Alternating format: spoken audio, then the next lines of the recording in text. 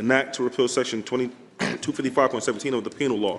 Committing adultery may no longer be a crime in New York State. The legislature's upper chamber voted Wednesday to remove it from the penal code. Those senators voted in the negative are Senators Dabo, Gallivan, Martinez, and Tedisco. Ayes 57, nays 4. The bill is passed. Although rarely enforced, and most New Yorkers are unaware of it, current law says if two consenting adults engage in sexual behavior and they aren't married to each other, they could get slapped with a $500 fine or 3 months in jail. However, adultery law was almost never used on the books. When it was used, not in anyone getting a criminal charge, women were being threatened by men that if they tried to divorce them, they would hit them up on adultery. The legislature's lower chamber passed the repeal weeks ago. Bill sponsor Assemblyman Charles Levine says the 1907 law was only applied just over a dozen times.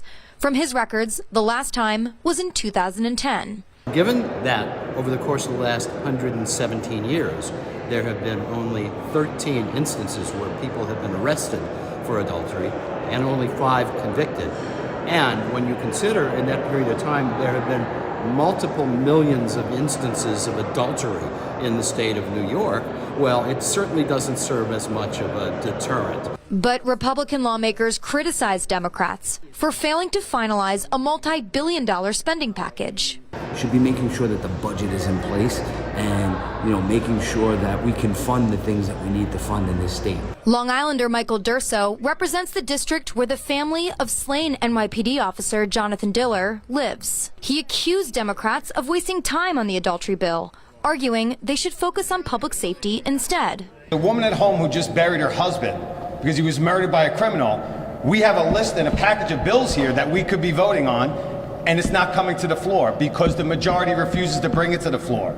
Instead of wasting our time and BSing around, we could actually be making change. But the supporters say we can walk and chew gum at the same time. We can be negotiating a budget, working on a budget, which is never done on the floor of the legislature, and also debate bills at the same time. The last extender went through Thursday, so I think the idea would be to push it another couple of days. But I think we're starting to make progress and hopefully wrap it up in the next few days. On the adultery bill, Governor Kathy Hochul still has to decide whether or not she will sign it into law. Her office said she is reviewing the legislation. When it comes to final budget negotiations, there are still loose ends tied to housing, education, and health care.